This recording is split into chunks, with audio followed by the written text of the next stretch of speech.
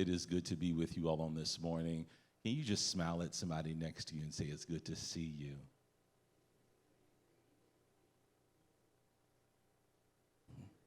Tell them they look beautiful. Ask them, is that a new dress, a new shirt? Do you got on some new conference gear? Yes. It is good to be here. I'm thankful for the work that is going forth here at Christian Theological Seminary, and especially in this conference, in this convening. I want to talk for just a few moments. I know that we are pushing on time, so I'm going to try to cut across the field in a few places. They asked me to lecture and not to preach. Dr. Buzz gets to preach, but I got to teach. The odd thing about that is we use a seminar format here at CTS, so I typically have 3 hours to make a point. Now I got 40 minutes. So I'm somewhere between that preaching time and that lecturing time, so hopefully I can do justice to one or the other. I want to talk on black care, preaching in an anti-black world. Part of what I'm trying to develop in my scholarly career, but also, awesome, thank you, but also in my own witness and practicing within the Black church is centering this idea of black-on-black care, which you can hear as immediately an antagonism to black-on-black crime, which is often how black bodies in relationship to each other is mediated in our public sphere. But in order to do that, it's required me to rethink how we understand blackness in relationship to the world itself. And so what I want to talk about first is introducing you to this concept of an anti-black world. When I speak of anti-blackness, I'm not simply talking about the attitudes, the beliefs, and the practices that we readily assume with racism. To speak of racism, one must acquiesce to the logics of race and frame the discourse around this illegitimate science, while on one hand attempting to undermine it, but ultimately affirming its validity as a way of thinking of human beings. When we talk about racism, you look for racists. And the issue with trying to find the racists is that you can't pin 400 years of an established way of building and shaping the world on the actions and attitudes of one individual at a point in time. So anti-blackness is not a discourse on racism or race hatred. It's actually deeper and more problematic, more disturbing than that. Anti-blackness is the condition of possibility for the world itself. To speak of anti-blackness is to speak simultaneously of the creation of the modern world, its modern human subjects, and the still subjected black flesh upon which those modes of existence cohere. As Dr. Buggs alluded to, it is an ontological conversation. It's a conversation that problematizes metaphysics. It's a conversation that problematizes ethics and all of these categories of human meaning making when we contend with what does it mean to produce for the modern world a subject that is completely fungible, who can be bought, who can be sold, who can be traded, and whose identity emerges from the vacuum that's called the black womb, that which follows the mother's issue.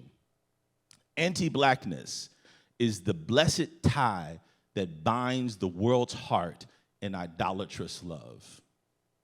The anti-black world is parasitic upon blackness at every turn. It rapes, it pillages, it uses, abuses, misuses, objectifies, demonizes, vilifies, denigrates, castigates, lynches, enslaves, mutilates, incarcerates, traffics, miseducates, and the list goes on and on and on. The anti-black world argues that progress can be measured less by a foundational reconfiguration of the world order, but instead by a many celebrations of Black inclusion, Black exception, and/or Black excellence. By the bad math that things are not as bad as they used to be.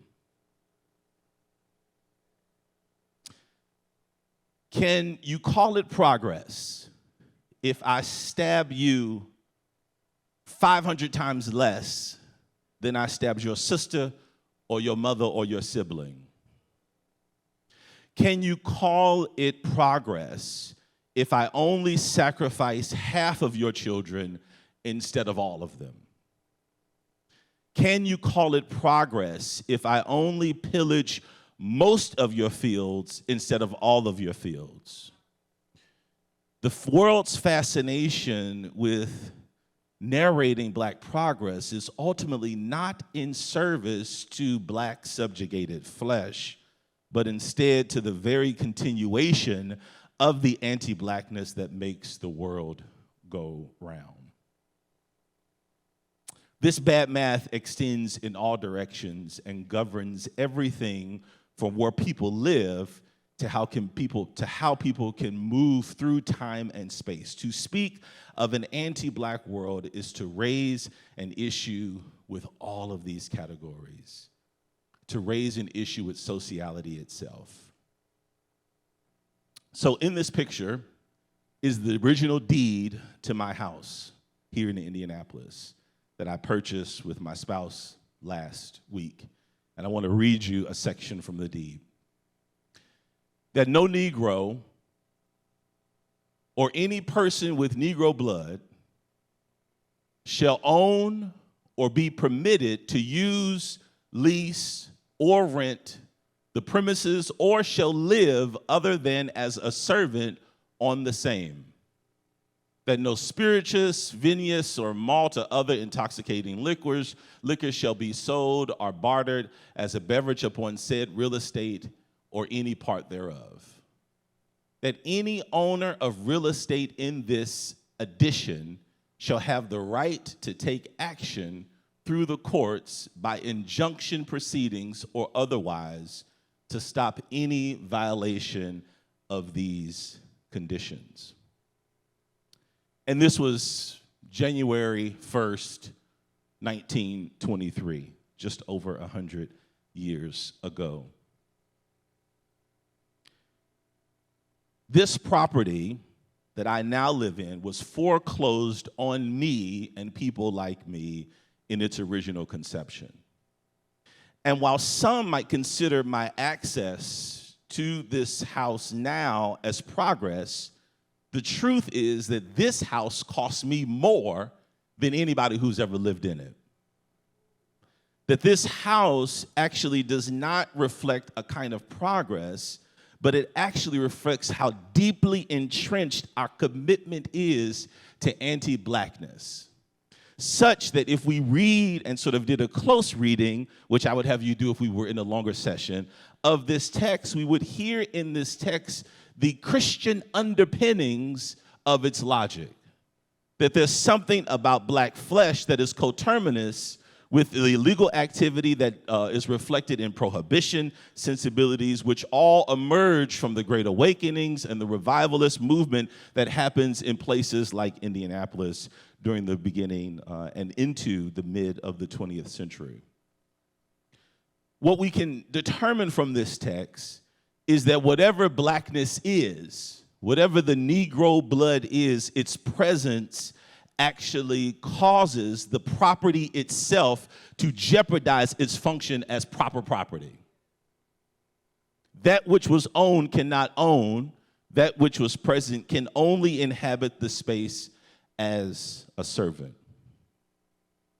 To sit with the heft of the world's necessary anti-Blackness is to recognize that the peculiar and persistent nature of Black suffering and violence, and the violence we witness against Black folks, is neither accidental nor exclusively historical. This house is alive today, and the deed is alive today. And when I sell the house, that original deed will still be its original deed. The question then is, what are we to make, and how are we as Black people to narrate and understand our own existence in a world that refuses to recognize us apart from our object status? Following Saidiya Hartman, the scenes of violence to which we are subject. This, for me, is the intervention that I call Black faith. My particular narrative of Black faith follows a line of Jesus' sort of prayer and discourse in John chapters 14 and 15, where he talks about being in the world but not of it, that I'm sending you out into the world just as the Father sent me into the world. And Jesus seems to be drawing a clear distinction between what God's intentions are in the world and God's intentions through God's Son and God's intentions through God's Son and God's Son's disciples versus what the world's intentions are on its own terms. Black faith in this intonation is a mechanism that on one hand allows Black folks to see the world's ruse and its guise, however compelling and convincing, for what it is: death on all sides. But it not only provides this unsheathing critique or unscathing critique of the world, but it also holds that God's treasure is poured into blackened earthen jars of clay. That is, it recognizes in God's revelation a total refusal of the world's bad math and Black onticide. Black faith engenders Black hope and Black joy, not because it promises representational place in the world or even recognition from the world, but because it discerns the work of the Spirit in that which the world despises. Black faith affirms as blackened incarnation that which does not escape Black dolor, but tarries in it to see what eyes cannot see, to hear what ears have not heard, and to imagine what minds have failed to conceive. Black faith is neither the denial of Black suffering nor a salvific narration of it. Black faith witnesses the world's refusal of God, the world's dismissal of God's possibility, and tarries with God in the dark until the mist rolls away, until the troubles of this life are no more, until the kingdoms of this earth pass away. Black faith is not merely liberation into the world's formulation of a proper subject. Black faith cannot be reduced to a Black vote or the unfulfilled fiction of American democracy. Black faith cannot surrender the full and complete liberation for all forms of anti-Blackness to an election cycle, a grant, a new building, a degree, or a first Black fill in the blank. Black faith is the tenacious and infectious spiritual genius, as Mother Ruby Sales calls it, that sees potential and promise where others can only see weeds and woes. Black faith is like the meniscus lens, a lens that has both concave and convex curvature, and depending on its thickness, its middle can function to focus or defocus light. Black faith enables the focusing on the light of God and defocusing on the false light and the false images of this world. It's the axiom that reminds us that everything that glitters is not God. It refuses reductionism and recognizes that statecraft here and abroad persists through the subjection and exclusion of somebody. There is always an outsider to the state. You can check our southern borders. Black faith seeds what I call in my work transformative fidelity. The function of enslavement was to produce a fidelity in the slave by force, by violence that rendered the slave's interiority as the property of the master. All that the slave would produce or conceive would too be the property of the master. It's the slave's dishonor that establishes the ground of honor for the master. This arrangement represents malformative fidelity. That is a parasitic fidelity, where all that I desire is leached from you and it is of no benefit to you.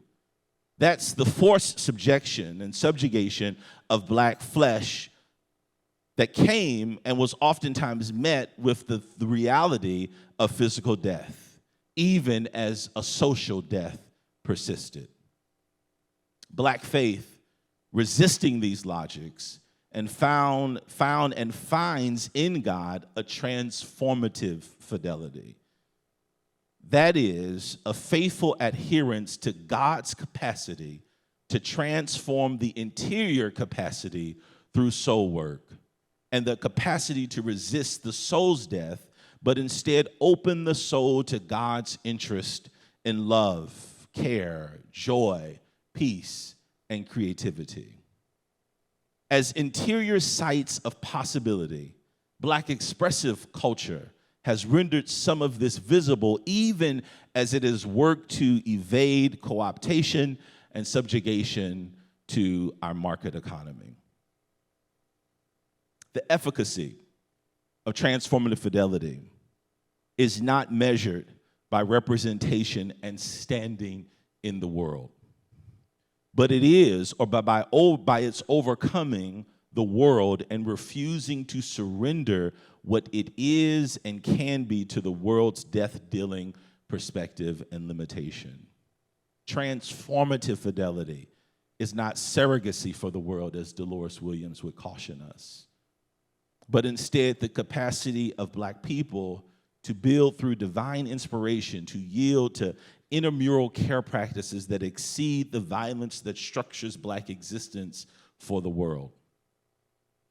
Where the world narrates Black on Black crime as the fruit of Black inferiority and the justification for the policing of Black flesh in all places and at all times, transformative fidelity narrates Black on Black care, that is the casting of God's vision of Black flesh, that is neither bound by liberal humanism's commitment to the political subject who has citizen rights and a nation state, but Black on Black care holds that God's own incarnation personhood is wrapped up, tied up, and settled up in the moving, breathing, loving, resting, and resisting Black flesh.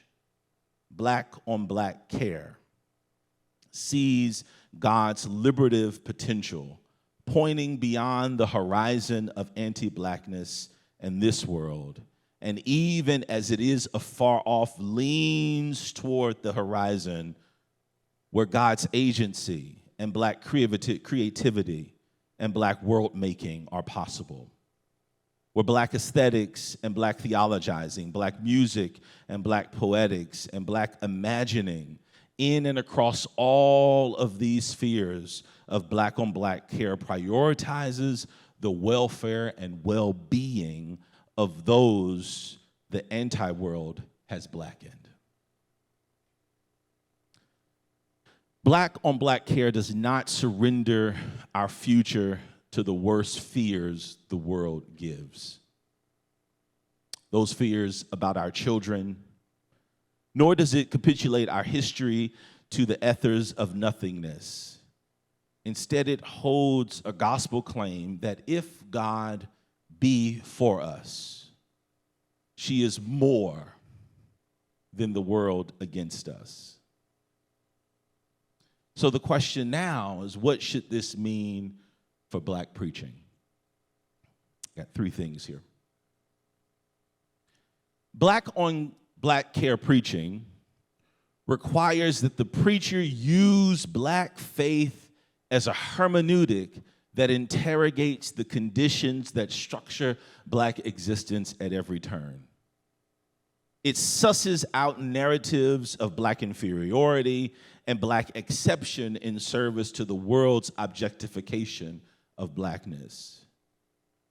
It refuses to subject black people to the position of saving a world that cannot save them, of dying and fighting for a world that will kill them if they don't dance for the king, or lynch them if they march with king, and everything in between. Black on black preaching refuses racial capitalism in all its guises.